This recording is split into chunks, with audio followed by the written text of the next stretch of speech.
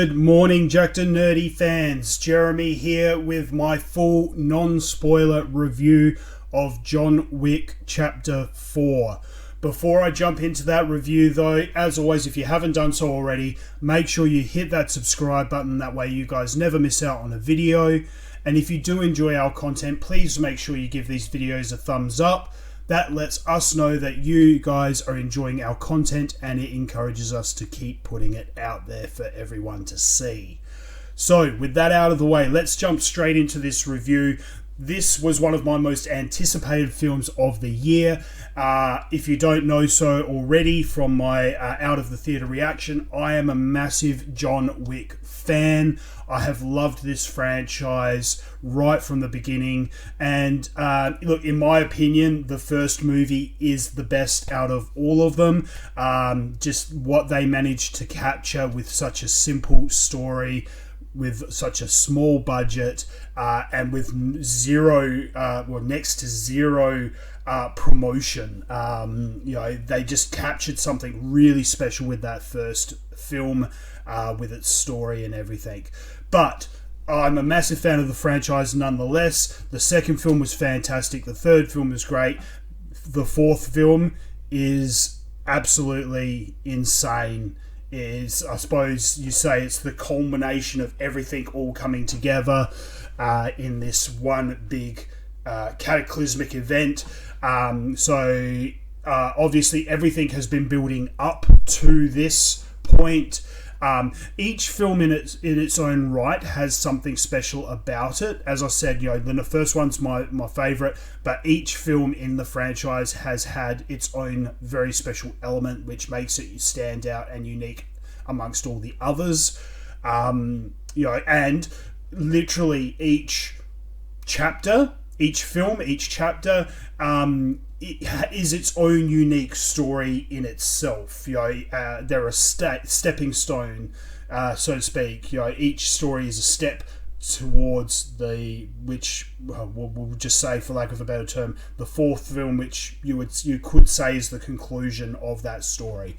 So the story itself is fantastic. You don't need me to tell you that. The action, what have we come to expect from the John Wick franchise? You've got insane car chases, you've got awesome fight scenes, plenty of gun fu, which is something that this film franchise created. Gun fu, absolutely love it. I'm a huge fan of. Some of just the scenery, the cinematography, the locations that these films shoot in are absolutely incredible. And I mean, in this film, nonetheless, you're jumping all across the world. You've got scenes in the desert, you've got scenes in New York, you've got scenes in Paris, you've got there's just, this film is just non-stop, jet setting around the world. To awesome, beautiful locations, and they've really done a good job with the visualizations and the cinematography of these locations. Casting, they've, no matter what, they've always done a really good job with their casting in these films. Ever since the very first one, you've got incredible talent top to bottom. Of course, it wouldn't be John Wick without the great Keanu Reeves. But in this one, we've got a lot of new faces coming in. You've got one of my all-time favourite martial artists, Donnie, who is absolutely fantastic. You've got Scott Adkins. You've got Bill Skarsgård. The late great Lance Reddick, who they did a very touching tribute to right at the beginning of the film. The franchise won't be the same without Lance Reddick. We got Rina Sawayama. I hope I'm pronouncing her name right. I'm probably butchering it. Who's a new face as well. Ian McShane, who we all love and adore.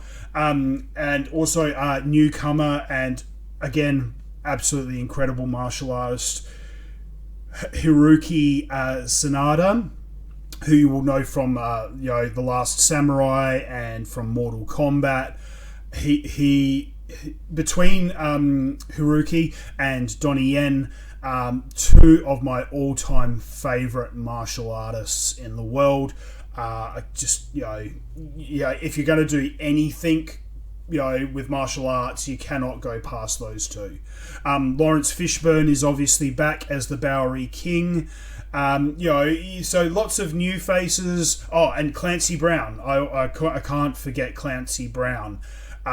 He is absolutely fantastic. I think they call him the Harbinger, which I thought was an absolutely incredible title to have, just as an individual. The Harbinger has arrived. I think it's absolutely fantastic. So look, top to bottom, this is an incredible cast that they've got in this film. That and that's what you've come to expect from this franchise. Just pure talent, and they definitely haven't dropped the ball here. That's for sure. Now, this movie was directed by Chad Stahelski. Now, I'm just going to double check. Did he direct all three of them? I think he did. Chad Stahelski. So, look, obviously it's good to see that the same director has followed all the way through with these films. So that's absolutely fantastic. I'm really glad to see that.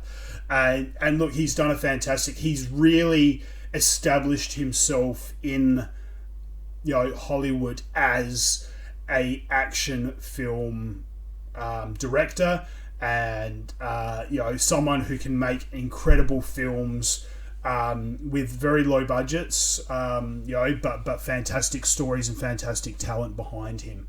So look, he's done an absolute fantastic job. Funnily enough, it's actually interesting. So this film only had a budget of $100 million. So look, I mean, they're going to make that money back. They're going to make that money back tenfold, of course. But I think they're going, in the opening weekend, it wouldn't surprise me if they make that money back opening weekend. This is a very, very beloved franchise. And look, I'm surprised they made it for only $100 million. Considering the locations, the action scenes, the talent involved. I'm very, very surprised by that budget of only $100 million. And like I said, they're going to make that back tenfold. This film has great rewatchability, as all of them. The entire John Wick franchise, I must have watched each film a dozen times, and I will continue to do so. They're films that I regularly go back and watch again and again and again, and that's another awesome point about these films. Just their rewatchability is absolutely incredible. So yeah, if you don't know already, so obviously this story follows John Wick again, still fighting for his life now that he's excommunicado, trying to get that action reversed and become a free man again. You don't need me to tell you the plot. Everyone knows the story. You wouldn't be watching this video if you didn't already know what John Wick was. Before we finish up, so I'll just have a look here. So at the moment on IMDB, John Wick Chapter 4 has a score of 9 out of 10. And on Rotten Tomatoes, it's currently got a 94%, which I think is absolutely incredible. I can't remember the last time I saw a movie debut that high. And you know what? It deserves it. I definitely give this film an 8.5, 9 out of 10. Absolutely. There's practically nothing I could fault out of it. It just top to bottom, left to right, no matter what way you cut it, this film is a fantastic film and it deserves all the praise and all the money in the world. For me, it's definitely going to rank very high in my top 10, maybe even top 5, depending on how... I mean, we're still very early on in the year. We're only in March. We've still got a lot of year left to go. But it's definitely in my top 10 for the year. We'll see how the rest of the year unfolds. It may even break my top 5. But this film deserves all the money and all the praise in the world. If you are a fan of the franchise, get out there, get into a cinema, see this movie. If you're just a fan of action franchises, again, get out to the cinema, see this movie. You will not be disappointed. I can guarantee you will enjoy this film. So, that's all from me for today. That's my non-spoiler review. Get out there, vote with your dollars, see this movie, and until next time, guys, stay jacked and stay nerdy.